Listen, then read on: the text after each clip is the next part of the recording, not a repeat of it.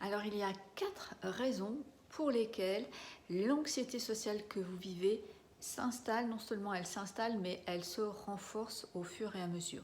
Évidemment, ce sont des attitudes complètement inconscientes dont je vais vous parler maintenant. La première attitude que l'on a, c'est ce regard que l'on pose sur soi. C'est-à-dire c'est une espèce de caméra comme ça qui est constamment posée sur nous. Nous-mêmes, on pose cette caméra, on est toujours en train de s'observer. Ça, c'est totalement contre-productif. Ça nous amène à être tendus et puis surtout à ne plus être dans la conversation. Donc, ça va installer encore plus l'anxiété sociale. Le deuxième point, c'est que vous essayez de masquer, de cacher le malaise qui est en train de monter ou qui peut être déjà présent là dans la conversation, dans l'interaction dans laquelle vous êtes avec la personne. Et plus vous allez essayer de masquer, plus vous allez essayer de cacher ce malaise, plus il va venir. Parce que en fait, le stress que vous vous imposez, l'effort que vous devez fournir pour que ça ne se voit pas, épuise votre cerveau et le malaise, il arrive. Et puis vous avez également le fait de vous évaluer, mais de vous évaluer toujours à la baisse. C'est-à-dire qu'il y a une franche tendance pour les personnes qui sont dans l'anxiété sociale à se dévaloriser, à avoir une estime personnelle plutôt basse. Elles sont toujours en train de se comparer et de se comparer négativement par rapport aux autres. Donc ça ne peut que renforcer l'anxiété sociale qui est déjà installée. Elle va continuer dans le temps tant que vous avez ce système de dévalorisation interne.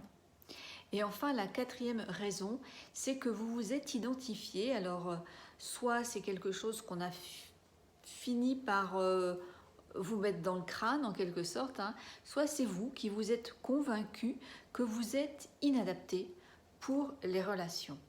Vous avez fini par conclure que vous avez un problème et que le monde relationnel n'est pas fait pour vous. Rien n'est plus faux, sauf si vous avez des troubles psychiatriques, eh bien vous êtes totalement dans la possibilité d'avoir des relations interpersonnelles et interpersonnelles. Il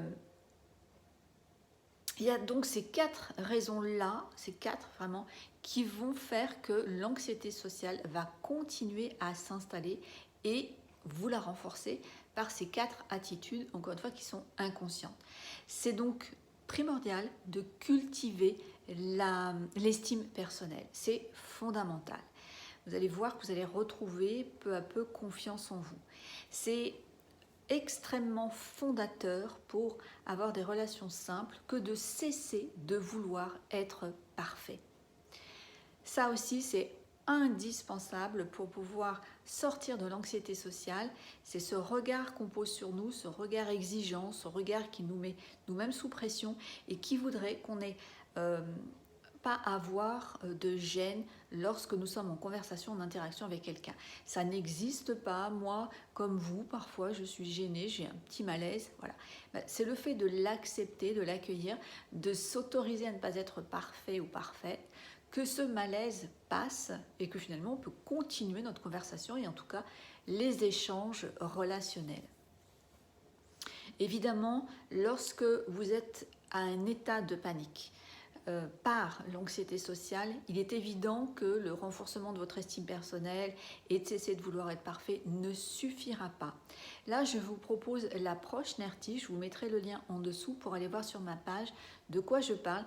C'est une approche très simple et qui ne vous mettra pas en situation de confrontation avec ce qui est justement anxiogène pour vous. C'est-à-dire qu'en dehors de la situation, je peux absolument vous aider en 1 ou 2 séances à libérer la charge traumatique que vous vivez et qui vous met dans la panique. C'est simple, c'est très efficace.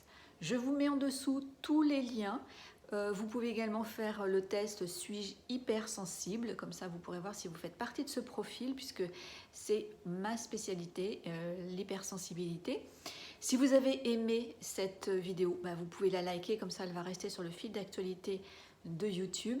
Vous pouvez également partager cette vidéo si vous pensez connaître quelqu'un qui serait concerné par ce problème Et si ça n'est pas encore fait, c'est juste incroyable si ce n'est pas encore fait, eh bien abonnez-vous à ma chaîne.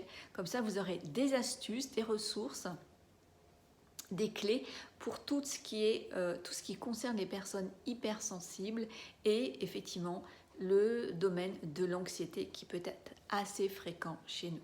Je vous dis à bientôt et prenez soin de vous et prenez le temps de vous rendre la vie belle.